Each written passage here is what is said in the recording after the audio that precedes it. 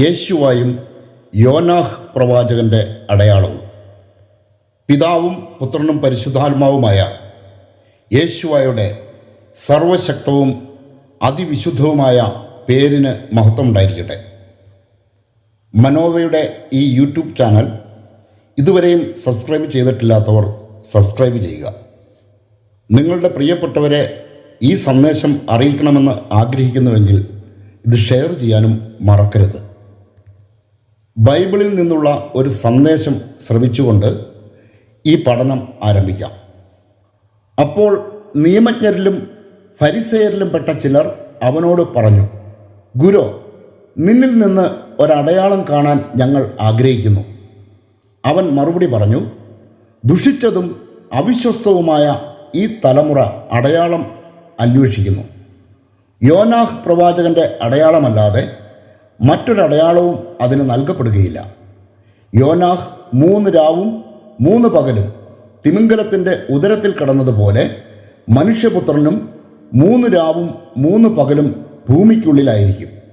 മത്തായി അറിയിച്ച യേശുവായുടെ സുവിശേഷം 12-ാം അധ്യായം 38 മുതൽ 40 വരെയുള്ള വാക്യങ്ങൾ. ഈ വചനത്തെ സംബന്ധിച്ച് അനേകം ദുർവ്യാഖ്യാനങ്ങൾ പ്രചാരത്തിലുള്ളതുപോലെ കടുത്ത ആശയസംഘർഷം ഉള്ളിൽ സൂക്ഷിക്കുന്ന വിശ്വാസികളുമുണ്ട്. വ്യാഖ്യാനിച്ച് വഷളാക്കിയ ആശയങ്ങൾ പ്രചരിപ്പിക്കുന്നവരെയും മുടന്തൻ ന്യായങ്ങൾ പറഞ്ഞ് വഴുതി മാറുന്നവരെയും നാം കണ്ടുകൊണ്ടിരിക്കുന്നു. അന്ത്യകാലത്തെ സംബന്ധിച്ചുള്ള വെളിപ്പെടുത്തലാണ് ഈ വചനമെന്ന് തെറ്റിദ്ധരിച്ചിരിക്കുന്നവരും കുറവല്ല. ചിലരെങ്കിലും ഈ വചനത്തെ പ്രതി ആശയക്കുഴപ്പത്തിൽ അകപ്പെട്ടു എന്നതും ഒരു യാഥാർത്ഥ്യമാണ്. ആയതിനാൽ ഈ വചനത്തെ സംബന്ധിച്ചുള്ള ദുരൂഹതകൾക്ക് വിരാമമിടാനാണ് മനോവ ഇവിടെ ശ്രമിക്കുന്നത്. യേശുവായുടെ മരണവും ഉയർപ്പും സംബന്ധിച്ചുള്ള അടയാളമാണ് യോനാഹ് പ്രവാചകനുമായി ചേർത്ത് വെച്ച് ഇവിടെ പ്രതിപാദിച്ചിട്ടുള്ളത്. യോനാഹ് മത്സ്യത്തിൻ്റെ ഉദരത്തിൽ 3 രാവും 3 പകലും കിടന്നതുപോലെ മനുഷ്യപുത്രനായ യേശുവായും ഭൂമിക്കുള്ളിലായിരിക്കുമെന്ന് അവിടുന്ന് പറഞ്ഞു. യേശുവായുടെ ദൗത്യവുമായി ബന്ധപ്പെടുത്തിയുള്ള അടയാളം ഇതുമാത്രമാണ്. എന്നാൽ യേശുവ കല്ലറയ്ക്കുള്ളിൽ 3 രാവും 3 പകലും കിടന്നിട്ടില്ല എന്ന വാദം ചിലർ ഉന്നയിക്കുന്നു. ഈ വാദം ഉന്നയിക്കുന്നവരെ കുറ്റം വിധിക്കാനല്ല, മറിച്ച് അവരുടെ ആശയക്കുഴപ്പം പരിഹരിക്കാനാണ് മനോവ ഇവിടെ ശ്രമിക്കുന്നത്. ഈ സന്ദേശം ശ്രദ്ധാപൂർവം ശ്രവിക്കുന്നവർക്ക് യഥാർത്ഥ സത്യം ഗ്രഹിക്കാൻ സാധിക്കും എന്ന കാര്യത്തിൽ സംശയം വേണ്ട. മാത്രവുമല്ല, വ്യാഖ്യാനിച്ച് നിഗൂഢമാക്കി വച്ചിരിക്കുന്ന മറ്റു ചില സുപ്രധാന വിഷയങ്ങൾക്ക് കൂടിയുള്ള ഉത്തരമാണ് ഈ സന്ദേശം. നമുക്ക് വിഷയത്തിലേക്ക് വരാം. യേശുവായുടെ വാക്കുകളിൽ അവിടത്തേക്ക് പിഴവ് പറ്റിയിട്ടില്ല. നിയമജ്ഞരും ഫരിസേയരും കിണഞ്ഞു ശ്രമിച്ചിട്ടും അവിടുത്തെ വാക്കിൽ കൊടുക്കാൻ കഴിഞ്ഞിട്ടില്ല എന്നതാണ് സത്യം. എന്നാൽ ഇന്ന് ചില ബുദ്ധിജീവികൾ ഈ വചനവുമായി യേശുവായെ നേരിടാൻ ശ്രമിക്കുന്നുണ്ട്. ഇത്തരം വാദങ്ങളുമായി ഇറങ്ങിയിരിക്കുന്നവരുടെ ലക്ഷ്യം എന്തു തന്നെയായിരുന്നാലും ഉത്തരം നൽകാൻ മനോവയ്ക്ക് കടമയുണ്ട്.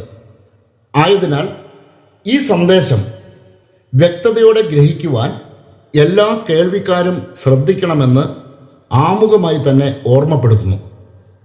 യോനാഹ് പ്രവാചകൻ മത്സ്യത്തിൻ്റെ ഉദരത്തിലായിരുന്നത് 3 രാവും 3 പകലുമായിരുന്നു. എന്നാൽ യേശുവ മരിച്ചത് ഒരു ശബാത്തിൻ്റെ തലേ ദിവസം വെള്ളിയാഴ്ചയായിരുന്നുവെന്ന് നമുക്കറിയാം. ഞായറാഴ്ച പുലർച്ചയ്ക്ക് തന്നെ അവിടുന്ന് ഉയർത്തെഴുന്നേൽക്കുകയും ചെയ്തു. വെള്ളിയാഴ്ച രാത്രിയും ശനിയാഴ്ചയിലെ പകലും രാത്രിയും അവിടുന്ന് കല്ലറയ്ക്ക് ഉള്ളിലായിരുന്നു. കൃത്യമായി പറഞ്ഞാൽ 2 രാത്രിയും 1 പകലുമാണ് യേശുവ ഭൂമിക്കുള്ളിൽ ആയിരുന്നത്. ഇതുതന്നെയാണ് വിമർശകരുടെ വാദവും. വിമർശകരുടെ യുക്തിയെ തള്ളിപ്പറയുന്നില്ലെങ്കിലും യേശുവയുടെ വാക്കുകളിൽ ഒരു പിഴവും സംഭവിച്ചിട്ടില്ലെന്ന സത്യം മനോവ ഇവിടെ പ്രഖ്യാപിക്കുകയാണ്. യേശുവ 3 രാവും 3 പകലും ഭൂമിക്കുള്ളിലായിരുന്നു. ഇത് മനസ്സിലാക്കണമെങ്കിൽ ഗബ്രിയേൽ ദൂതൻ ആട്ടിടയന്മാർക്ക് നൽകിയ മംഗളവാർത്ത ഒരിക്കൽ കൂടി വായിക്കേണ്ടിയിരിക്കുന്നു. എന്തായിരുന്നു ആ സദ്വാർത്തയെന്ന് നോക്കുക. ദൂതൻ അവരോട് പറഞ്ഞു, ഭയപ്പെടേണ്ട, ഇതാ സകല ജനത്തിനും വേണ്ടിയുള്ള വലിയ സന്തോഷത്തിൻ്റെ സദ്വാർത്ത ഞാൻ നിങ്ങളെ അറിയിക്കുന്നു. ലൂക്ക അറിയിച്ച യേശുവയുടെ സുവിശേഷം 2-ാം അധ്യായം 10-ാം വാക്യം. യേശുവ അയക്കപ്പെട്ടത് യഹൂദർക്കോ പലസ്തീനിൽ ജീവിച്ച ജനതകൾക്കോ വേണ്ടി മാത്രമായിരുന്നില്ല, സകല ജനതകൾക്കും വേണ്ടിയായിരുന്നു. ഇനി നമുക്ക് യോനാഹിൻ്റെ അടയാളം എന്താണെന്ന് പഠിക്കാം. യോനാഹ് പ്രവാചകൻ 3 ദിവസം മത്സ്യത്തിൻ്റെ ഉദരത്തിലായിരുന്നുവെന്ന് വചനം വ്യക്തമാക്കുന്നുണ്ട്. ഈ വചനം നോക്കുക. അനന്തരം അവർ യോനാഹിനെ എടുത്ത് കടലിലേക്ക് എറിഞ്ഞു. ഉടനെ കടൽ ശാന്തമായി. അപ്പോൾ അവർ യാഹ്വേയെ അത്യധികം ഭയപ്പെടുകയും അവിടത്തേക്ക് ബലിയർപ്പിക്കുകയും നേർച്ച നേരുകയും ചെയ്തു. യോനാഹിനെ വിഴുങ്ങാൻ യാഹ്വേ ഒരു വലിയ മത്സ്യത്തെ നിയോഗിച്ചു. യോനാഹ് 3 രാവും 3 പകലും ആ മത്സ്യത്തിൻ്റെ ഉദരത്തിൽ കഴിഞ്ഞു. യോനാഹ് പ്രവാചകന്റെ പുസ്തകം 1-ാം അധ്യായം 15 മുതൽ 17 വരെയുള്ള വാക്യങ്ങൾ. ഈ വചനം അക്ഷരാർത്ഥത്തിൽ എടുക്കുമ്പോൾ ആശയക്കുഴപ്പം ഉണ്ടാകും എന്ന കാര്യത്തിൽ സംശയമില്ല. കാരണം യേശുവ ഭൂമിക്കുള്ളിൽ വസിച്ചത് 2 രാവും 1 പകലും മാത്രമായിരുന്നു. ഇവിടെയാണ് യേശുവയെക്കുറിച്ചുള്ള ദൈവദൂതൻ്റെ അറിയിപ്പ് ഓർമ്മിക്കേണ്ടത്. ഈ ഭൂമിയുടെ ഓരോ കോണിലും വസിക്കുന്ന സകല ജനതകൾക്കുമുള്ള രക്ഷകനാണ് യേശുവ. അതുകൊണ്ട് തന്നെ യേശുവ പറഞ്ഞ വാക്കുകൾ അക്ഷരാർത്ഥത്തിൽ സത്യവുമാണ്. യേശുവ മരിക്കുകയും ശരീരം സംസ്കരിക്കപ്പെടുകയും ചെയ്തത് യെരുശലേമിന് സമീപത്തായിരുന്നു. അതിന് സമീപത്ത് ജീവിച്ചിരുന്ന ജനതകളെ സംബന്ധിച്ചിടത്തോളം അവിടുന്ന് സംസ്കരിക്കപ്പെട്ടത് വെള്ളിയാഴ്ച വൈകുന്നേരം 6 മണിക്ക് മുൻപായിരുന്നു. എന്നാൽ ഈ ഭൂമുഖത്ത് അന്ന് വസിച്ചിരുന്ന മുഴുവൻ ജനതയ്ക്കും ഈ സമയം ബാധകമായിരുന്നില്ല. കാരണം ഭൂമി ഉരുണ്ടതാണെന്ന യാഥാർത്ഥ്യം പ്രപഞ്ചത്തെ സൃഷ്ടിച്ചവന് അറിയാമായിരുന്നു. യെരുശലേമിൻ്റെ മറുഭാഗത്ത്, അതായത് ഉരുണ്ട ഭൂമിയുടെ മറുവശത്ത് വസിച്ചവർക്ക് കൂടി വേണ്ടിയാണ് യേശുവ മരിച്ചത്. അതുകൊണ്ട് തന്നെ ഈ പ്രദേശത്ത് വസിച്ചവരെ സംബന്ധിച്ചിടത്തോളം യേശുവയുടെ സംസ്കാരം നടന്നത് പുലർച്ചെ 6 മണിക്ക് മുൻപായിരുന്നു. യഹൂദരുടെ ശബാത്ത് ആരംഭിക്കുന്നത് വെള്ളിയാഴ്ച വൈകുന്നേരം ഏകദേശം 6 മണിയോട് കൂടിയാണ്. ഈ ഭൂമുഖത്ത് ജീവിക്കുന്ന ഏതൊരു യഹൂദനും താൻ ജീവിക്കുന്ന ദേശത്തെ സമയക്രമം അനുസരിച്ചാണ് ഇത് ആചരിക്കുന്നത്. ഇസ്രായേലിലെ സമയം അനുസരിച്ചല്ല അമേരിക്കയിലെ യഹൂദൻ ഇന്ന് ശബാത്ത് ആചരിക്കുന്നതെന്ന് നമുക്കറിയാം. യേശുവയുടെ മരണകാലത്ത് അമേരിക്കൻ ഭൂഖണ്ഡത്തിൽ മനുഷ്യവാസം ഉണ്ടായിരുന്നാലും ഇല്ലെങ്കിലും ഈ ഭൂമുഖത്തെ അനേകം പ്രദേശങ്ങളിൽ മനുഷ്യർ ജീവിച്ചിരുന്നു. ഇവിടെയെല്ലാം ജീവിച്ചിരുന്ന ജനങ്ങളുടെ ആത്മരക്ഷ സാധ്യമാകുന്നത് യേശുവായിലൂടെ മാത്രമാണ്. ചരിത്രത്തെയും ഭൂമിശാസ്ത്രത്തെയും അടിസ്ഥാനമാക്കി ബൈബിൾ വായിക്കുന്ന എല്ലാവരെയും സംബന്ധിച്ചിടത്തോളം അവിടുത്തെ സംസ്കാരം നടന്നത് 6 മണിയോടടുത്താണെന്ന് പറയാൻ കഴിയില്ല. എന്നാൽ അവിടുത്തെ രക്ഷാകര സംഭവങ്ങൾ നടന്ന ദേശത്തെ സമയമനുസരിച്ച് ശബാത്തിൻ്റെ ആരംഭത്തിന് മുൻപ് കല്ലറയിൽ അവിടുത്തെ ശരീരം സംസ്കരിക്കപ്പെട്ടു. അതായത് യെരുശലേമിലെ പ്രാദേശിക സമയം 6 മണിക്ക് മുൻപ് ശരീരം സംസ്കരിച്ചു. ഇത് വ്യക്തമാക്കുന്ന വചനം ഇങ്ങനെ വായിക്കുന്നു: അന്ന് ശബാത്തിന് തൊട്ടു മുമ്പുള്ള ഒരുക്ക ദിവസമായിരുന്നു. അതിനാൽ വൈകുന്നേരമായപ്പോൾ അരിമത്തയക്കാരനായ യോസഫ് ധൈര്യപൂർവം പീലാത്തോസിനെ സമീപിച്ചു.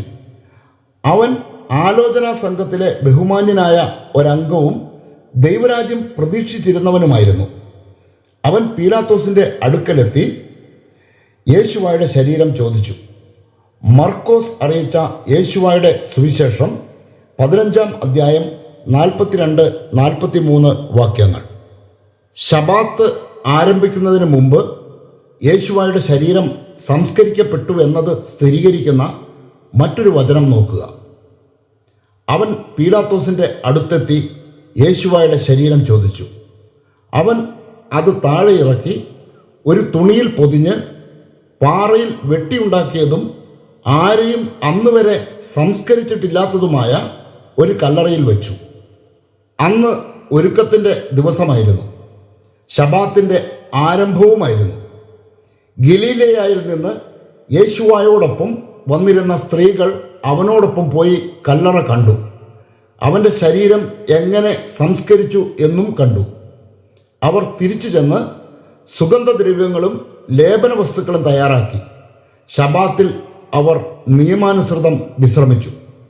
ലൂക്ക അറിയിച്ച യേശുവായുടെ സുവിശേഷം 23 അധ്യായം 52 മുതൽ 56 വരെയുള്ള വാക്യങ്ങൾ. വെള്ളിയാഴ്ച വൈകുന്നേരം 6 മണി മുതൽ ശബാത്ത് ആരംഭിക്കും. യേശുവ മരിച്ചത് വെള്ളിയാഴ്ച ആയിരുന്നില്ല എന്ന ബാലിശമായ വാദവുമായി വിശ്വാസികളെ ആശയക്കുഴപ്പത്തിലകപ്പെടുത്താൻ ചിലർ ശ്രമിക്കുന്നുണ്ട്.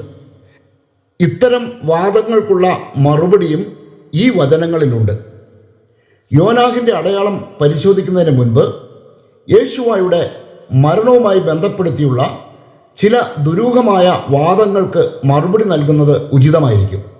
മറ്റു പലപ്പോഴും മനോവ വ്യക്തമാക്കിയിട്ടുള്ള വിഷയമാണെങ്കിൽ കൂടി ഈ സന്ദേശത്തിൻ്റെ പൂർണ്ണതയ്ക്ക് ഇങ്ങനെയൊരു വിവരണം അനിവാര്യമായി മനോവ കരുതുന്നു. യേശുവായുടെ മരണത്തെ വിവരിക്കുന്ന സുവിശേഷ ഭാഗങ്ങളിൽ വൈരുദ്ധ്യമുണ്ടെന്ന വാദത്തിനുള്ള മറുപടിയാണ് ഇവിടെ നൽകുന്നത്.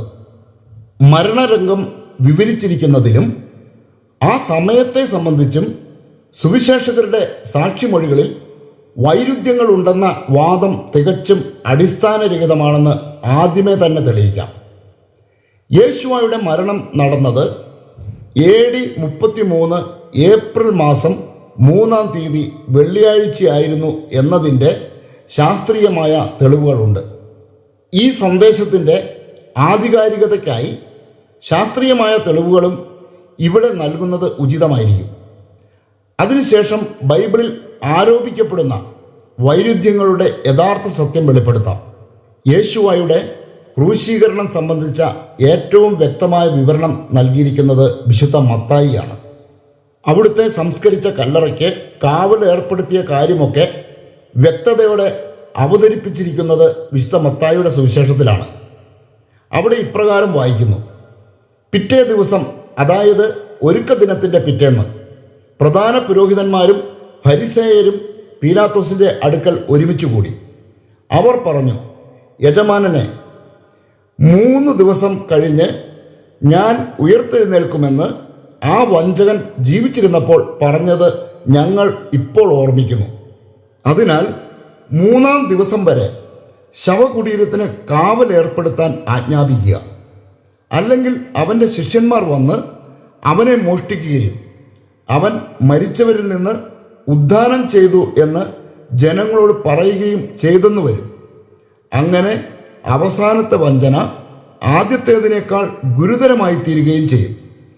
പീലാത്തോസ് അവരോട് പറഞ്ഞു, നിങ്ങൾക്ക് ഒരു കാവൽ സേനയുണ്ടല്ലോ, പോയി നിങ്ങളുടെ കഴിവ് പോലെ കാത്തുകൊള്ളുവിൻ. അവർ പോയി കല്ലിന് മുദ്ര വച്ച് കാവൽക്കാരെ നിർത്തി കല്ലറ ഭദ്രമാക്കി.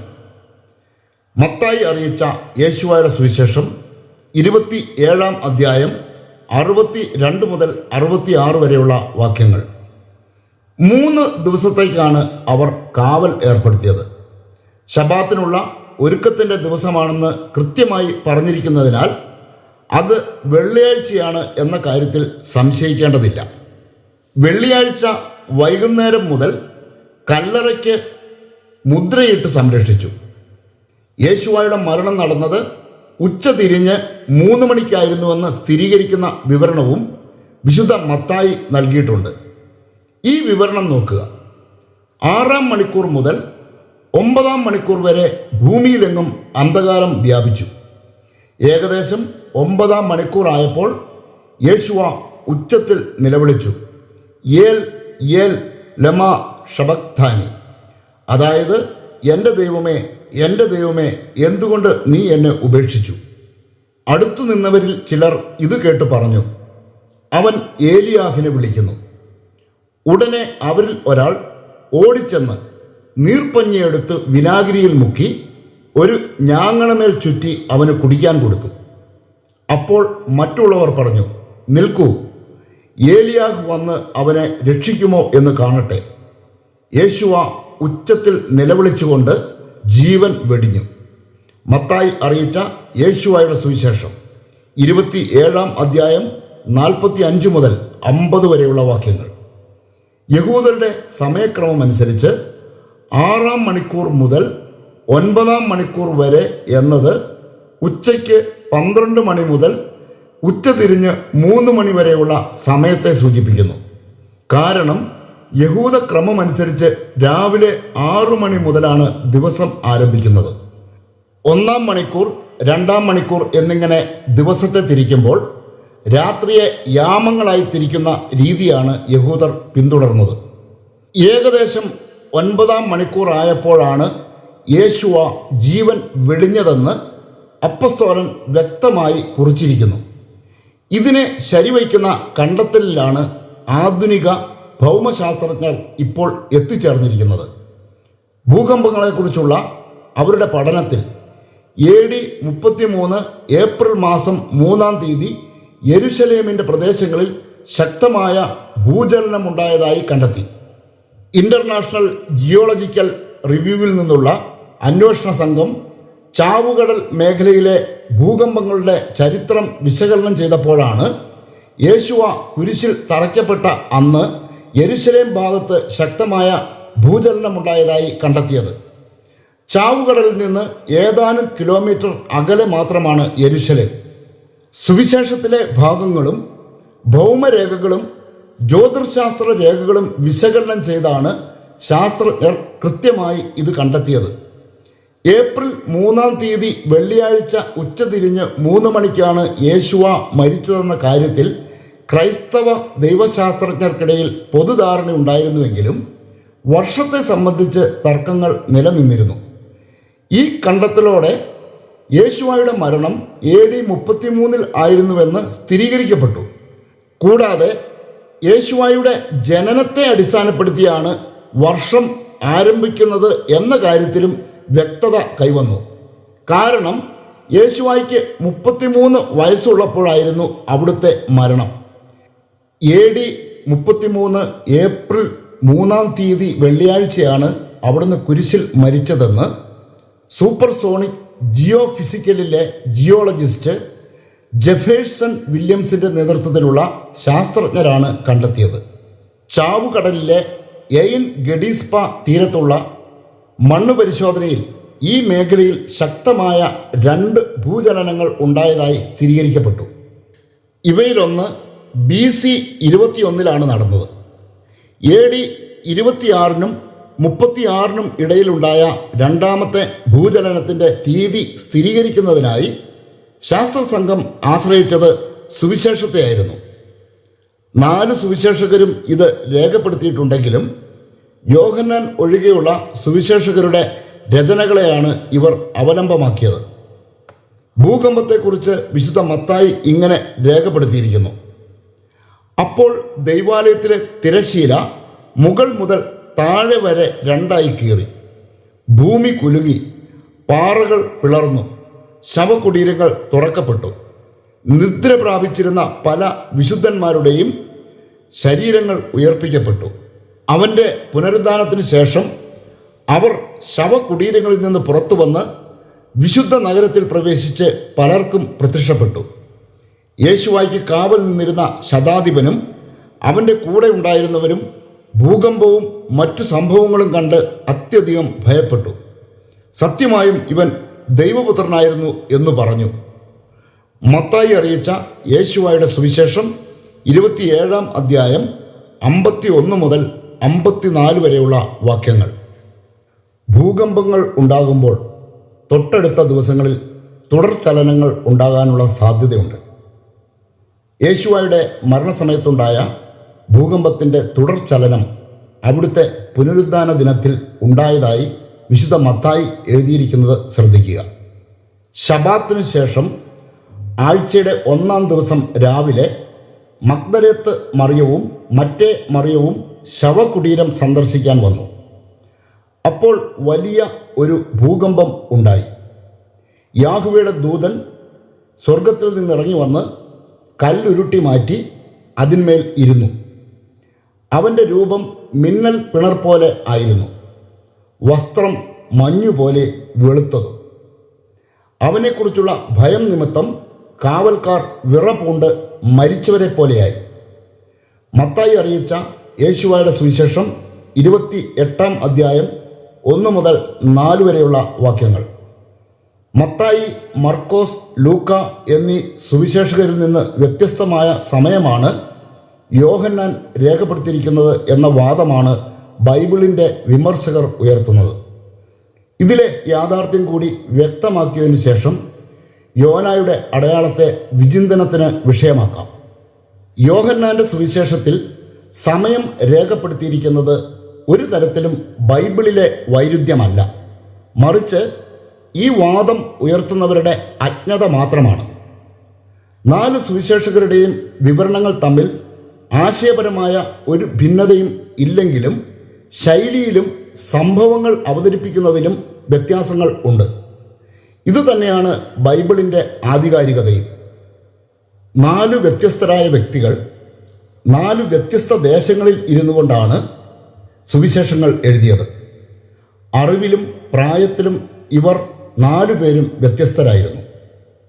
ഇങ്ങനെയുള്ള 4 വ്യക്തികൾ ഒരേപോലെ എഴുതിയിരുന്നുവെങ്കിൽ തീർച്ചയായും വിശ്വാസയോഗ്യമാകുമായിരുന്നില്ല. കാരണം യേശുവായുടെ രക്ഷാകര ചരിത്രത്തിൻ്റെ സാക്ഷ്യപത്രമാണ് സുവിശേഷം. അതുകൊണ്ട് തന്നെ ഇവരെ 4 പേരെയും യേശുവായുടെ ജീവിതത്തിൻ്റെയും മരണത്തിൻ്റെയും ഉയിർപ്പിൻ്റെയും സാക്ഷികളായി പരിഗണിക്കണം. വ്യത്യസ്തമായ ജീവിത നിലവാരത്തിലുള്ള വ്യക്തികൾ നൽകുന്ന വിവരണങ്ങൾ ഒരേപോലെ ആയിരുന്നാൽ കോടതികൾ പോലും ഈ സാക്ഷിമൊഴിയെ പൂർണ്ണമായി വിശ്വസിക്കില്ല. പിശഗ്വരനായ ലൂക്കായും മുക്കുവനായ യോഹന്നാനും ചുങ്കക്കാരനായ മത്തായിയും വ്യവസായിയായ മർക്കോസും നൽകുന്ന വിവരണങ്ങൾ സ്വാഭാവികമായും വ്യത്യസ്തമായിരിക്കണം.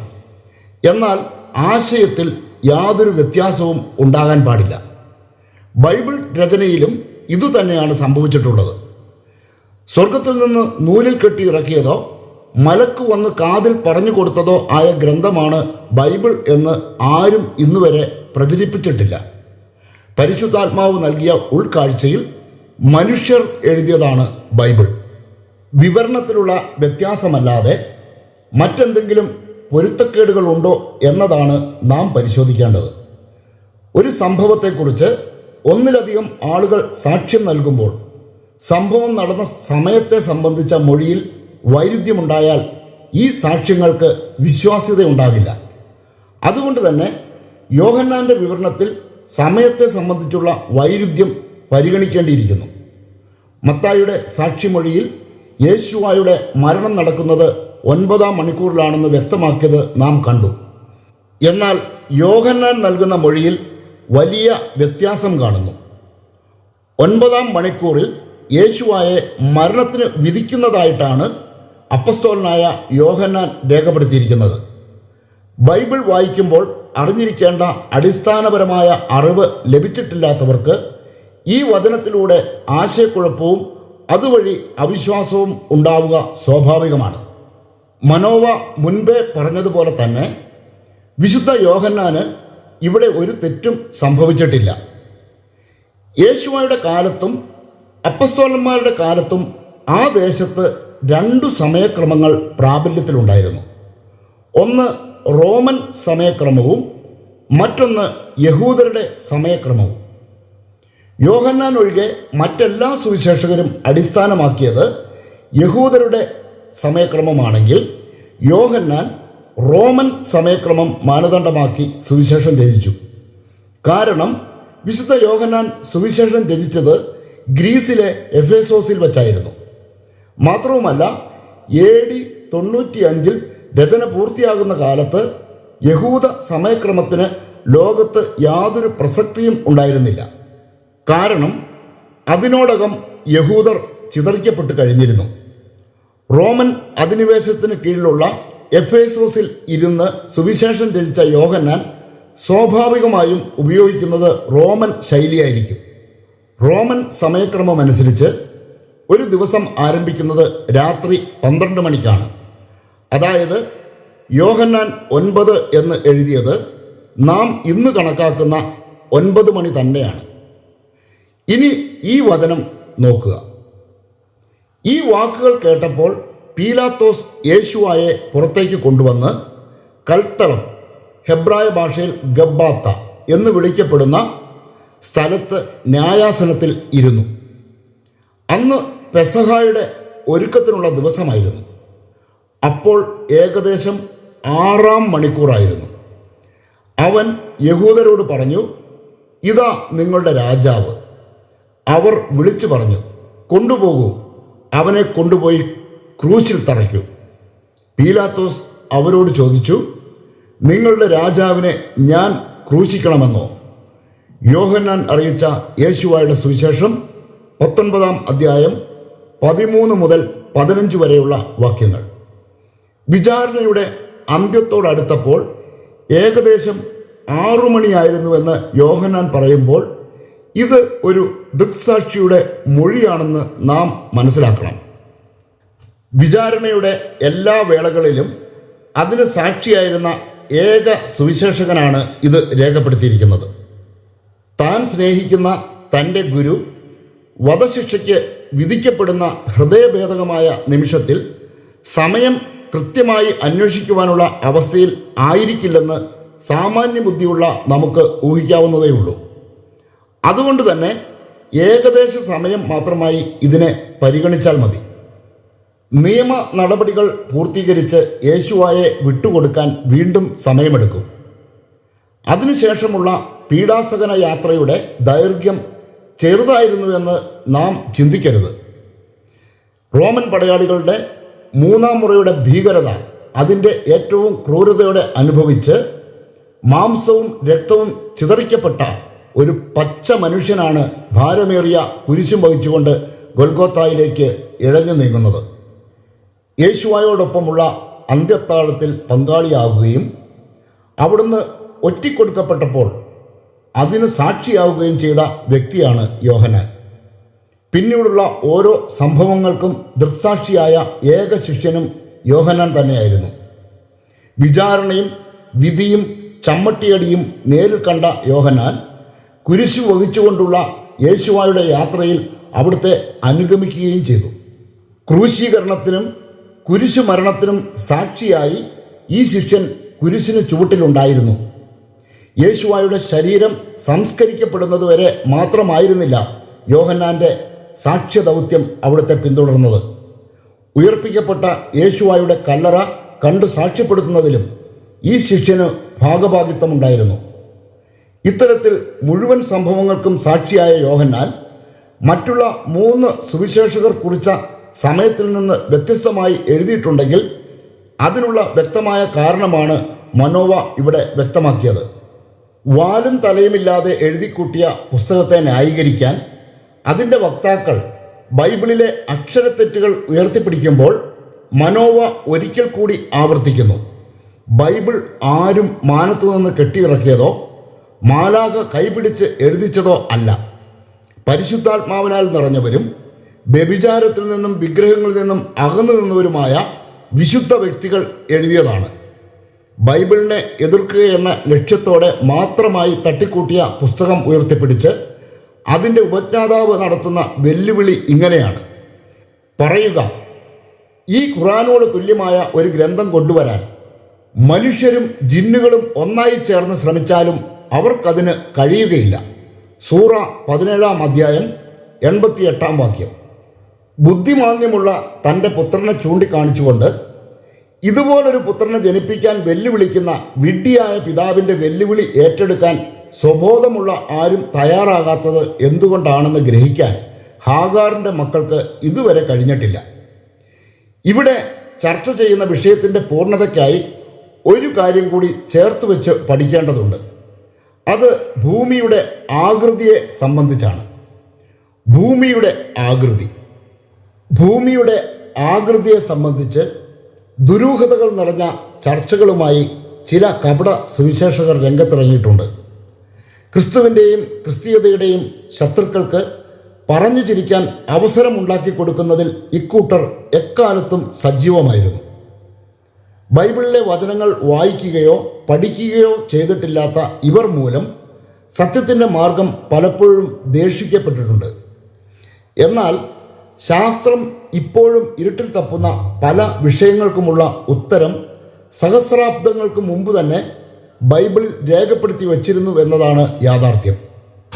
ബൈബിളിലെ 22ാമത്തെ പുസ്തകമായ ഇയ്യോബിൻ്റെ പുസ്തകം പരിശോധിച്ചാൽ ഇക്കാര്യം വ്യക്തമാകും. ഭൂമിയെ സംബന്ധിക്കുന്ന അനേകം സത്യങ്ങൾ വെളിപ്പെടുത്തിയിരിക്കുന്ന ഒരു പുസ്തകമാണ് ഇയ്യോബിൻ്റെ പുസ്തകം. ബൈബിളിലെ മറ്റ് ഗ്രന്ഥങ്ങളിൽ പരാമർശിക്കപ്പെടാത്ത പല കാര്യങ്ങളും ഈ ഗ്രന്ഥത്തിൽ രേഖപ്പെടുത്തിയിട്ടുണ്ട്. ആധുനിക ശാസ്ത്രം ഇരുട്ടിൽ തപ്പുന്ന ചില ശാസ്ത്രീയ സത്യങ്ങളാണ് അവയിൽ ചിലത്. ബൈബിൾ ഒരു ശാസ്ത്ര ഗ്രന്ഥമല്ലെങ്കിലും ശാസ്ത്രം എക്കാലത്തും ബൈബിളിന് പിന്നാലെ ആയിരുന്നു എന്നതാണ് യഥാർത്ഥ സത്യം. ഈ പിന്തുടരലിന് പിന്നിൽ 2 താല്പര്യങ്ങളുണ്ട്. ബൈബിൾ പ്രഖ്യാപിച്ചിട്ടുള്ള സത്യങ്ങളെ ഖണ്ഡിക്കാനുള്ള തെളിവ് ശേഖരണമാണ് ഒന്നാമത്തെ താല്പര്യമെങ്കിൽ, സൃഷ്ടിയെ സംബന്ധിക്കുന്ന രഹസ്യങ്ങൾ കണ്ടെത്താനുള്ള അന്വേഷണമാണ് രണ്ടാമത്തെ താല്പര്യം. ബൈബിളിലെ സത്യങ്ങളെ ഖണ്ഡിക്കാൻ നടത്തിയ ശ്രമങ്ങളെല്ലാം പരിപൂർണ പരാജയങ്ങളായിരുന്നുവെന്ന് മാത്രമല്ല, ശ്രമിച്ചവർക്കെല്ലാം ലജ്ജിച്ച് തല താഴ്ത്തേണ്ടി വന്നു എന്നതാണ് ഇന്നുവരെയുള്ള ചരിത്രം. കുറേ കാലം പരിണാമ സിദ്ധാന്തം ഉയർത്തിപ്പിടിച്ചുകൊണ്ട് ദൈവത്തെയും ബൈബിളിലെ സത്യങ്ങളെയും നിഷേധിക്കാൻ ശ്രമം നടത്തിയത് നമുക്കറിയാം. കൊച്ചുകുട്ടികൾ പോലും പരിഹസിക്കാൻ തുടങ്ങിയതോടെ ആ വരട്ടുവാദം അവർ ഉപേക്ഷിച്ചു. പ്രപഞ്ച സൃഷ്ടിയെ സംബന്ധിച്ചും ജീവജാലങ്ങളുടെ സൃഷ്ടിയെ സംബന്ധിച്ചും പരസ്പര വിരുദ്ധമായ ആശയങ്ങൾ ഓരോ കാലത്തും ശാസ്ത്രീയ പരിവേഷത്തോടെ അവതരിപ്പിക്കപ്പെട്ടിട്ടുണ്ട്. അവയിൽ ഒന്നിൽ പോലും അധികകാലം ശാസ്ത്രം ഉറച്ചു നിന്നിട്ടില്ല. ഈ പ്രപഞ്ചത്തെയും ഭൂമിയിലെ ജീവജാലങ്ങളെയും സൃഷ്ടിച്ചത് ദൈവമാണെന്ന് സമ്മതിക്കാനുള്ള വൈമനസ്യം മൂലം സൃഷ്ടി എന്ന വാക്കിനു പകരം ഉൽപ്പത്തി എന്ന വാക്ക് ഉയർത്തിക്കൊണ്ടുവന്നതും ശാസ്ത്രികളുടെ കൗശലമാണ്. പ്രപഞ്ചോൽപ്പത്തി, ജീവന്റെ ഉൽപ്പത്തി, മനുഷ്യന്റെ ഉൽപ്പത്തി എന്നിങ്ങനെയുള്ള പ്രയോഗങ്ങൾക്ക് പിന്നിലുള്ള ലക്ഷ്യം ദൈവനിഷേധമാണെന്ന് ദൈവവിശ്വാസികൾക്ക് പോലും മനസ്സിലായിട്ടില്ല. പ്രപഞ്ചത്തെ സംബന്ധിച്ചോ ജീവന്റെ പിന്നിലെ സത്യത്തെ സംബന്ധിച്ചോ വ്യക്തമായ ഉത്തരം ഇന്നോളം നൽകാൻ കഴിയാത്ത ശാസ്ത്രലോകം ഒടുവിൽ എത്തി നിൽക്കുന്നത് പ്രകൃതിയുടെ വികൃതിയിലാണ്.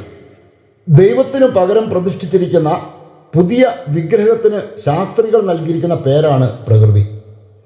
മറ്റൊരാശയം ഉരുത്തിരിയുന്നതുവരെ പ്രകൃതി എന്ന ആശയവുമായി ശാസ്ത്രലോകം മുന്നോട്ടു പോകും. എന്താണ് പ്രകൃതി എന്ന് ചോദിച്ചാൽ കൃത്യമായ ഉത്തരമൊന്നുമില്ല എന്നതാണ് മറ്റൊരു യാഥാർത്ഥ്യം. എന്നാൽ ഏത് സത്യത്തെ മറയ്ക്കാൻ ശാസ്ത്രം കിണഞ്ഞു ശ്രമിക്കുന്നുവോ ആ സത്യം ബൈബിളിൽ അന്നും ഇന്നും മാറ്റമില്ലാതെ പ്രശോഭിതമായി നിലനിൽക്കുന്നു. സത്യാന്വേഷകർക്ക് എന്നും പ്രകാശമായി ബൈബിളിലെ സൃഷ്ടിയുടെ പുസ്തകമുണ്ട്. സൃഷ്ടിയുടെ പുസ്തകത്തിലും ചില ശാസ്ത്രീയ വെളിപ്പെടുത്തലുകൾ കണ്ടെത്താൻ കഴിയും. അതിലേക്ക് നാം ഇപ്പോൾ പ്രവേശിക്കുന്നില്ല. ഇയ്യോബിൻ്റെ പുസ്തകത്തിലെ 26-ാം അധ്യായത്തിൽ വലിയൊരു സത്യം വെളിപ്പെടുത്തുന്നുണ്ട്. ഭൂമിയുടെ ആകൃതിയെ സംബന്ധിച്ചുള്ള വെളിപ്പെടുത്തലാണത്. 26-ാം അധ്യായത്തിലെ 2 വാക്യങ്ങൾ ചേർത്ത് വെച്ച് പരിശോധിച്ചാൽ ഭൂമിയുടെ ആകൃതി എന്താണെന്ന് മനസ്സിലാകും. ആദ്യ വാക്യം ഇതാണ്: ശൂന്യതയുടെ മേൽ അവിടുന്ന് ഉത്തരദിക്കിനെ വിരിച്ചിരിക്കുന്നു, ഭൂമിയെ ഒന്നുമില്ലായ്മയുടെ മേൽ തൂക്കിയിട്ടിരിക്കുന്നു. ഇയ്യോബിൻ്റെ പുസ്തകം 26-ാം അധ്യായം 7-ാം വാക്യം. ചേർത്ത് വെച്ച് പഠിക്കേണ്ട വാക്യം നോക്കുക. പ്രകാശത്തിൻ്റെയും അന്ധകാരത്തിൻ്റെയും അതിർത്തിയിൽ ജലോപരിതലത്തിൽ അവിടുന്ന് ഒരു വൃത്തം വരച്ചിരിക്കുന്നു. ഇയ്യോബിൻ്റെ പുസ്തകം 26-ാം അധ്യായം 10-ാം വാക്യം. ഈ വാക്യങ്ങൾ ചേർത്ത് വെച്ച് പഠിക്കുന്നവർക്ക് ഭൂമിയെ ഒരു ഗോളമായി മനസ്സിലാക്കാൻ സാധിക്കും. ഭൂമി ഒരു ഗോളമായതുകൊണ്ട് മാത്രമാണ് പ്രകാശത്തിൻ്റെയും അന്ധകാരത്തിൻ്റെയും അതിര് വൃത്തമായി കാണപ്പെടുന്നത്. സൂര്യന് അഭിമുഖമായി വരുന്ന ഭാഗത്ത് പ്രകാശവും മറുവശത്ത് അന്ധകാരവും ആയിരിക്കുമ്പോൾ പ്രകാശത്തെയും അന്ധകാരത്തെയും തമ്മിൽ വേർതിരിക്കുന്ന അതിർത്തി ഉണ്ടാകും. ഒരു ഗോളത്തിൻ്റെ ഇരുവശങ്ങളിലായിരിക്കുമ്പോൾ മാത്രമേ അതിർത്തി വൃത്താകൃതിയിൽ കാണപ്പെടുകയുള്ളൂ. ഭൂമിയുടെ ആകൃതി ഗോളാകൃതിയാണെന്ന് മനസ്സിലാക്കാൻ ഈ ഒരു വെളിപ്പെടുത്തൽ മാത്രം മതി. ഒരു വെളിപ്പെടുത്തൽ കൂടി ശ്രദ്ധിക്കുക. ഭൂമിയിൽ നിന്ന് ആഹാരം ലഭിക്കുന്നു, എന്നാൽ അതിൻ്റെ അധോഭാഗം അഗ്നിയാൽ എന്ന പോലെ തിളച്ചുമറിയുന്നു. ഇയ്യോബിൻ്റെ പുസ്തകം 28-ാം അധ്യായം 5-ാമത്തെ വാക്യം. ഭൂമിയുടെ അധോഭാഗം അഗ്നിയാൽ എന്ന പോലെ തിളച്ചുമറിയുന്ന അവസ്ഥയിലാണെന്ന് പറയുമ്പോൾ ഭൂമിയുടെ ആകൃതി എന്താണെന്ന് വ്യക്തം. ഒന്നുമില്ലായ്മയുടെ മേൽ തൂക്കിയിട്ടിരിക്കുന്ന, അധോഭാഗം അഗ്നിയാൽ എന്ന പോലെ തിളച്ചുമറിയുന്ന, പ്രകാശവും അന്ധകാരവും തമ്മിൽ വൃത്തത്താൽ അതിരിടുന്ന മറ്റേത് ഘനരൂപമാണുള്ളത്? ഇയ്യോബിൻ്റെ പുസ്തകത്തിലെ ഈ 3 വെളിപ്പെടുത്തലുകൾ ചേർത്ത് വെച്ച് പരിശോധിക്കുമ്പോൾ ഭൂമിയുടെ ആകൃതി എന്താണെന്ന് വ്യക്തമാകും. ശാസ്ത്രലോകം കണ്ടെത്തുന്നതിനും സഹസ്രാബ്ദങ്ങൾക്ക് മുൻപേ ബൈബിൾ പ്രഖ്യാപിച്ചിട്ടുള്ളതാണ് ഈ സത്യങ്ങൾ. അതായത് 2500 വർഷങ്ങൾക്ക് മുമ്പ് പ്രഖ്യാപിക്കപ്പെട്ട സത്യങ്ങളാണിത്. യോനാഹിൻ്റെ അടയാളം എന്താണെന്ന് പഠിക്കുന്നതിന് മുമ്പ് ഭൂമിയെ സംബന്ധിച്ച് ഇത്രയും മനസ്സിലാക്കിയിരിക്കണം. യോനാഹ് പ്രവാചകന്റെ അടയാളം. പ്രവാചകനായ യോനാഹ് എത്ര ദിവസമായിരുന്നു മത്സ്യത്തിൻ്റെ ഉദരത്തിൽ കഴിച്ചുകൂട്ടിയത്? യോനാഹ് 3 രാവും 3 പകലും ആ മത്സ്യത്തിൻ്റെ ഉദരത്തിൽ കഴിഞ്ഞു. യോനാഹ് പ്രവാചകന്റെ പുസ്തകം 1-ാം അധ്യായം 17-ാം വാക്യം. ഇതാണ് ബൈബിൾ നൽകുന്ന ഉത്തരം. മത്സ്യത്തിൻ്റെ ഉദരത്തിൽ യോനാഹ് കിടന്നതുപോലെ മനുഷ്യപുത്രൻ ഭൂമിക്കുള്ളിൽ കഴിയുമെന്ന് യേശുവ പറഞ്ഞു. യോനാഹ് പ്രവാചകന്റെ ജീവിതത്തിൽ നടന്ന സംഭവവുമായി ചേർത്ത് യേശുവ തന്നെക്കുറിച്ച് സ്വയം നൽകുന്ന വെളിപ്പെടുത്തൽ ഇതാണ്. യോനാഹ് 3 രാവും 3 പകലും തിമിംഗലത്തിൻ്റെ ഉദരത്തിൽ കിടന്നതുപോലെ മനുഷ്യപുത്രനും 3 രാവും 3 പകലും ഭൂമിക്കുള്ളിലായിരിക്കും. മത്തായി അറിയിച്ച യേശുവയുടെ സുവിശേഷം 12-ാം അധ്യായം 40-ാം വാക്യം. യോനാഹ് മത്സ്യത്തിൻ്റെ ഉദരത്തിൽ ആയിരുന്നതുപോലെ 3 രാവും 3 പകലും ഭൂമിക്കുള്ളിൽ യേശുവ ചെലവഴിച്ചില്ല എന്ന് അവിടുത്തെ മരണവും ഉത്ഥാനവും തമ്മിലുള്ള ദൈർഘ്യം പരിശോധിച്ചാൽ മനസ്സിലാകും. ഇവിടെ യേശുവയ്ക്ക് പിഴവ് പറ്റിയോ?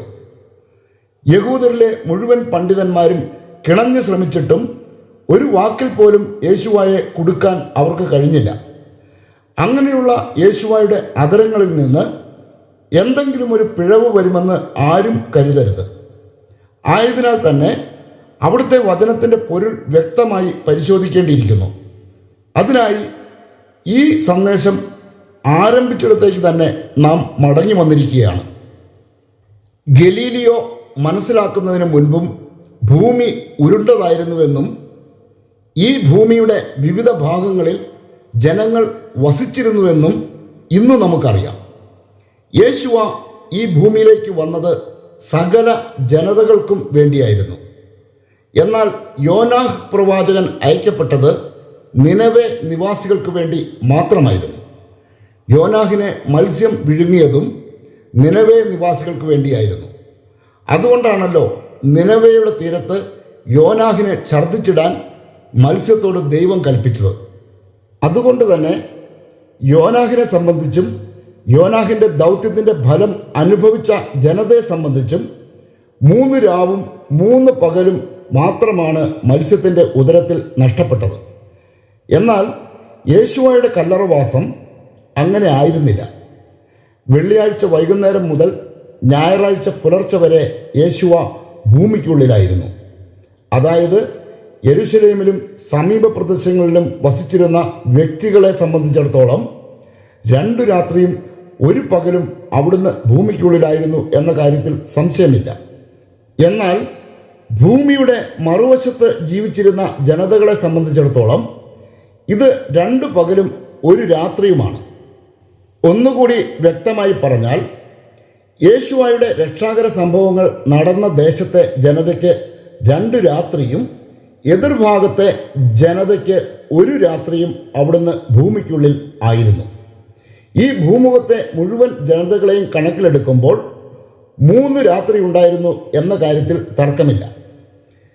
ഇസ്രായേലിനെ സംബന്ധിച്ചിടത്തോളം മനുഷ്യപുത്രൻ സംസ്കരിക്കപ്പെട്ടത് വൈകുന്നേരം 6 മണിക്കാണെങ്കിലും എതിർവശത്തെ ജനതയ്ക്ക് ഇത് പുലർച്ചെ 6 മണിയാണ്. അവരെ സംബന്ധിച്ചിടത്തോളം 2 പകലുകളാണ് യേശുവ ഭൂമിക്കുള്ളിലായിരുന്നത്. മുൻപ് നാം വായിച്ച വചനം ഒരിക്കൽ കൂടി പരിശോധിച്ചാൽ ഇക്കാര്യം വ്യക്തതയോടെ മനസ്സിലാക്കാൻ സാധിക്കും. വചനം ഇതാണ്: പ്രകാശത്തിൻ്റെയും അന്ധകാരത്തിൻ്റെയും അതിർത്തിയിൽ ജലോപരിതലത്തിൽ അവിടുന്ന് ഒരു വൃത്തം വരച്ചിരിക്കുന്നു. ഇയ്യോബിൻ്റെ പുസ്തകം 26-ാം അധ്യായം 10-ാം വാക്യം. ഒരു വശത്ത് പകലും മറുവശത്ത് രാത്രിയും, രാത്രിയെയും പകലിനെയും അതിരിടുന്ന ഭാഗം ഒരു വൃത്തവും. സകല ജനതകൾക്കും വേണ്ടിയാണ് യേശുവ മരിച്ചതും ഉയർത്തെഴുന്നേറ്റതും. ഭൂമിക്കുള്ളിൽ അവിടുന്ന് ആയിരുന്നതും അങ്ങനെ തന്നെ. അതുകൊണ്ട് ഏതെങ്കിലും ഒരു ജനതയ്ക്ക് 2 പകലും 1 രാത്രിയും ആയിരുന്നു എന്നതല്ല, സകല ജനതകൾക്കും എങ്ങനെയായിരുന്നുവോ അതാണ് പരിഗണിക്കേണ്ടത്. ഭൂമിക്കുള്ളിൽ രാത്രിയോ പകലോ ഇല്ലെന്നും അന്ധകാരം മാത്രമാണെന്നും നമുക്കറിയാം. ഭൂമിയുടെ ഉപരിതലത്തിൽ ജീവിക്കുന്നവർക്കാണ് രാത്രിയും പകലും ഉള്ളത്. യേശുവ അടയാളം നൽകിയത് ഭൂവാസികളായ എല്ലാ മനുഷ്യരെയും ചേർത്ത് വച്ചാണ്. യേശുവയുടെ മരണവും ഉയിർപ്പും നാം ആചരിക്കുമ്പോൾ ശ്രദ്ധിക്കാതെ പോകുന്ന ചില വസ്തുതകളുണ്ട്.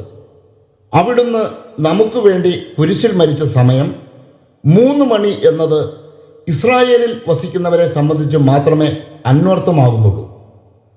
ഇവിടെ 3 മണിയാകുമ്പോൾ മറ്റു സ്ഥലങ്ങളിൽ വ്യത്യസ്തമായ സമയങ്ങളായിരിക്കും. അതിനാൽ ഇന്ത്യയിലോ മറ്റു രാജ്യങ്ങളിലോ വസിക്കുന്നവരുടെ ആചാരങ്ങളും ആഘോഷങ്ങളും നിരർത്ഥകങ്ങളാണെന്ന് പറയാതെ വയ്യ. വത്തിക്കാനിൽ പോപ്പിൻ്റെ സ്ഥാനാരോഹണം നടക്കുമ്പോൾ ഇന്ത്യയിലുള്ള വ്യക്തി ടെലിവിഷനിൽ അത് തത്സമയം കാണുന്നു. ഈ ചടങ്ങ് ശൈത്യകാലത്താണ് നടക്കുന്നതെങ്കിൽ ഇന്ത്യൻ സമയവുമായി 4.5 മണിക്കൂർ വ്യത്യാസമുണ്ടാകും. അതായത് രാവിലെ 10 മണിക്ക് വത്തിക്കാനിൽ നടക്കുന്ന ചടങ്ങ് തത്സമയം കാണണമെങ്കിൽ ഇന്ത്യയിലെ വിശ്വാസികൾ ഉച്ചതിരിഞ്ഞ് 2:30-ക്ക് ടെലിവിഷൻ തുറക്കണം. വത്തിക്കാനിൽ 10 മണിക്കാണെന്ന് കരുതി ഇന്ത്യയിലുള്ള വ്യക്തിയും 10 മണിക്ക് അത് വീക്ഷിക്കാമെന്ന് ചിന്തിച്ചിട്ട് കാര്യമില്ല. ന്യൂസിലാൻഡിലോ ഓസ്ട്രേലിയയിലോ ഒരു വ്യക്തി വെള്ളിയാഴ്ച പുലർച്ചയ്ക്ക് മരിച്ചാൽ ഇന്ത്യയിലുള്ള അവരുടെ പ്രിയപ്പെട്ടവർക്ക് വിലാപ ദിനം വ്യാഴാഴ്ചയായിരിക്കും. ഒരു കാര്യം കൂടി വ്യക്തമാക്കാം. ലോകത്തുള്ള ഏതൊരു യഹൂദനും ശബാത്ത് ആചരണം തുടങ്ങുന്നത് തങ്ങൾ ജീവിക്കുന്ന രാജ്യത്തെ സമയക്രമം അനുസരിച്ചാണ്. വെള്ളിയാഴ്ച വൈകുന്നേരം 6 മണിക്ക് ഇത് ആരംഭിക്കും. എന്നാൽ മരണം അനുസ്മരിക്കുകയും ജനനം ആഘോഷിക്കുകയും ചെയ്യുന്നത് ഈ മാനദണ്ഡത്തിലല്ല. അതായത് ഇന്ത്യയിൽ ജീവിക്കുന്ന ഒരു ക്രിസ്ത്യാനിയെ സംബന്ധിച്ചിടത്തോളം യേശുവായുടെ മരണം അനുസ്മരിക്കേണ്ടത് വെള്ളിയാഴ്ച ഉച്ചയ്ക്ക് 12:30-ക്കാണ്. ഈ വചനം കൂടി നമ്മുടെ ശ്രദ്ധയിൽ ഉണ്ടാകട്ടെ. 6-ാം മാസം ഗബ്രിയേൽ ദൂതൻ ഗലീലയായിലെ നസ്രത്ത് എന്ന പട്ടണത്തിൽ ദാവീദിൻ്റെ വംശത്തിൽപ്പെട്ട യോസഫ് എന്നു പേരായ പുരുഷനുമായി വിവാഹ നിശ്ചയം ചെയ്തിരുന്ന കന്യകയുടെ അടുത്തേക്ക് ദൈവത്താൽ അയക്കപ്പെട്ടു. അവളുടെ പേര് മറിയം എന്നായിരുന്നു. ദൂതൻ അവളുടെ അടുത്തു വന്ന് പറഞ്ഞു, ദൈവകൃപ നിറഞ്ഞവളെ സ്വസ്തി, യാഹുവേ നിന്നോട് കൂടെ. ഈ വചനം കേട്ട് അവൾ വളരെ അസ്വസ്ഥയായി. എന്താണ് ഈ അഭിവാദനത്തിൻ്റെ അർത്ഥം എന്ന് അവൾ ചിന്തിച്ചു. ദൂതൻ അവളോട് പറഞ്ഞു, മറിയമേ, നീ ഭയപ്പെടേണ്ട. ദൈവസന്നിധിയിൽ നീ കൃപ കണ്ടെത്തിയിരിക്കുന്നു. നീ ഗർഭം ധരിച്ച് ഒരു പുത്രനെ പ്രസവിക്കും. നീ അവന് യേശുവ എന്ന് പേരിടണം. ലൂക്ക അറിയിച്ച യേശുവായുടെ സുവിശേഷം 1-ാം അധ്യായം 26 മുതൽ 31 വരെയുള്ള വാക്യങ്ങൾ. ഇത് സ്വർഗത്തിൽ നിന്ന് മനുഷ്യർക്ക് ലഭിച്ച സന്തോഷത്തിൻ്റെ സദ്വാർത്തയായിരുന്നു.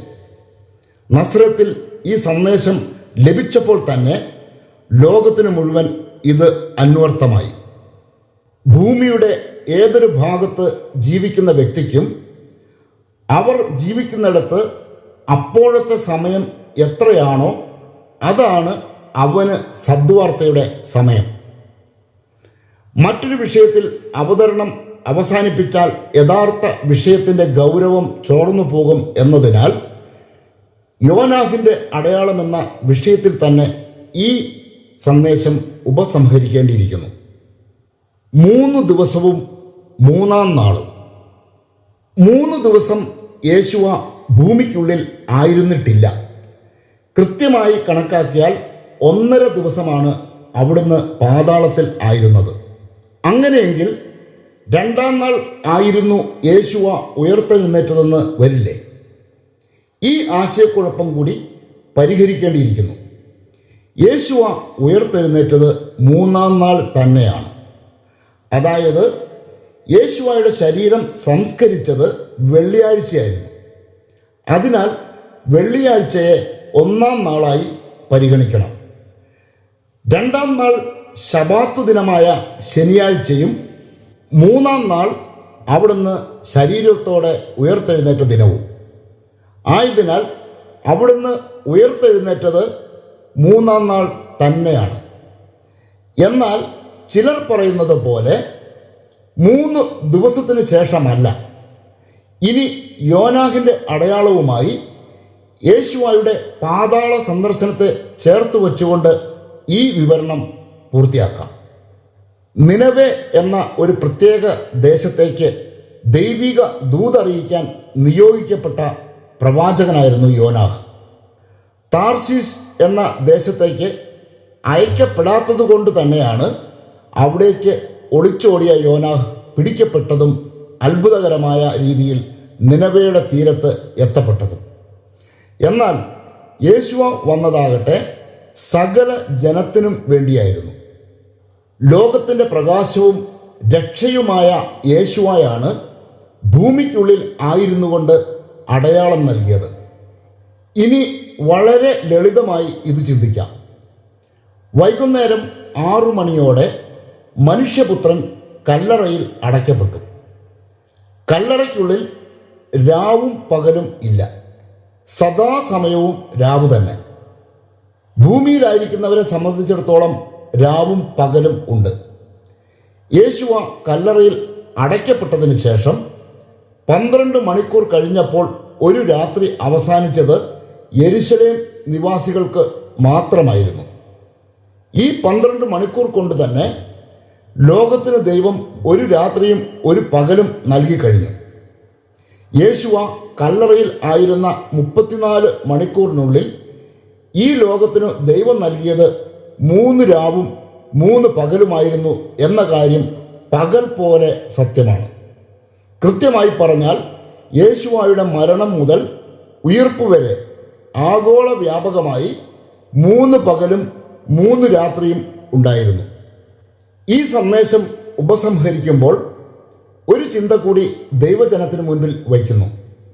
3 രാവും 3 പകലും താൻ ഭൂമിക്കുള്ളിൽ കഴിയുമെന്ന് പ്രഖ്യാപിച്ച യേശുവ 1.5 ദിവസം മാത്രമാണ് ഭൂമിക്കുള്ളിൽ ആയിരുന്നതെന്ന് നമുക്കറിയാം. അതുപോലെ തന്നെ ആ 1.5 ദിവസത്തിൽ തന്നെ 3 രാവും 3 പകലും ഉണ്ടായിരുന്നുവെന്നതാണ് യഥാർത്ഥ സത്യമെന്നും നാം മനസ്സിലാക്കി. അതായത് ഇവിടെ യേശുവ നടത്തിയത് ഭൂമിയുടെ ആകൃതിയെ സംബന്ധിക്കുന്ന പ്രഖ്യാപനം കൂടി ആയിരുന്നില്ലേ? ഇതാണ് യേശുവ പറഞ്ഞ യോനാഹിൻ്റെ അടയാളം. മറ്റാരെങ്കിലും ഇതിനു മുൻപ് ഇപ്രകാരം വെളിപ്പെടുത്തിയിട്ടുണ്ടോ എന്ന് മനോയ്ക്കറിയില്ല. എന്നാൽ ഒന്നറിയാം, മറഞ്ഞിരിക്കുന്നതൊന്നും വെളിച്ചത്ത് വരാതിരിക്കുകയില്ല, നിഗൂഢമായിരിക്കുന്നതൊന്നും അറിയപ്പെടാതിരിക്കുകയുമില്ല. ലൂക്ക അറിയിച്ച യേശുവയുടെ സുവിശേഷം 12-ാം അധ്യായം 2-ാം വാക്യം. സത്യം ആര് പറഞ്ഞാലും അത് സത്യമാണ്. സത്യം പറയുന്നവൻ ദൈവത്തിൽ നിന്നുള്ളവനാണ്.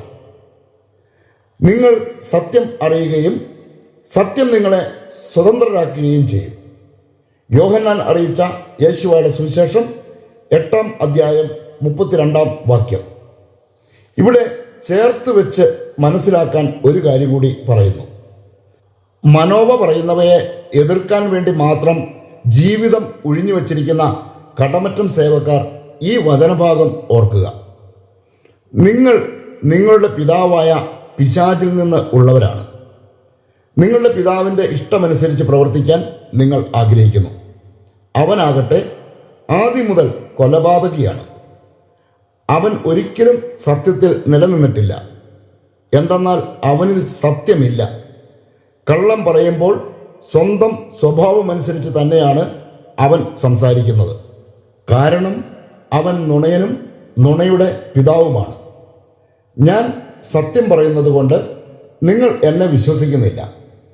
നിങ്ങളിൽ ആർക്ക് എന്നിൽ പാപം തെളിയിക്കാൻ കഴിയും? ഞാൻ സത്യമാണ് പറയുന്നതെങ്കിൽ എന്തുകൊണ്ട് നിങ്ങൾ എന്നെ വിശ്വസിക്കുന്നില്ല? ദൈവത്തിൽ നിന്നുള്ളവൻ ദൈവത്തിൻ്റെ വാക്ക് ശ്രവിക്കുന്നു. നിങ്ങൾ ദൈവത്തിൽ നിന്നുള്ളവരല്ല, അതുകൊണ്ട് നിങ്ങൾ അവ ശ്രവിക്കുന്നില്ല. യോഹന്നാൻ അറിയിച്ച യേശുവായുടെ സുവിശേഷം 8-ാം അധ്യായം 44 മുതൽ 47 വരെയുള്ള വാക്യങ്ങൾ. മനോവയ്ക്ക് പറയാനുള്ളതും ഇതുതന്നെയാണ്. മനോവ പറയുന്നത് നുണയാണെങ്കിൽ നിങ്ങൾ അത് തെളിയിക്കുക. മനോവ പറയുന്നത് സത്യമാണെങ്കിൽ നിങ്ങൾ എന്തിന് മനോവയെ എതിർക്കുന്നു? ദൈവത്തിൽ നിന്നുള്ളവർക്ക് മാത്രമേ മനോവ പറയുന്ന സത്യങ്ങളെ സ്വീകരിക്കാൻ കഴിയുകയുള്ളൂ. ഈ ചാനൽ സബ്സ്ക്രൈബ് ചെയ്യാത്ത വ്യക്തിയാണ് നിങ്ങളെങ്കിൽ ഇത് സബ്സ്ക്രൈബ് ചെയ്യുക. നിങ്ങളുടെ പ്രിയപ്പെട്ടവരെ ഈ സന്ദേശം അറിയിക്കാൻ ആഗ്രഹിക്കുന്നുവെങ്കിൽ, അവരുടെ രക്ഷ നിങ്ങൾ ആഗ്രഹിക്കുന്നുവെങ്കിൽ അവർക്ക് ഇത് ഷെയർ ചെയ്യുക. പിതാവും പുത്രനും പരിശുദ്ധാത്മാവുമായ യേശുവായുടെ സർവശക്തവും പരിശുദ്ധവുമായ പേരിന് മഹത്വമുണ്ടായിരിക്കട്ടെ.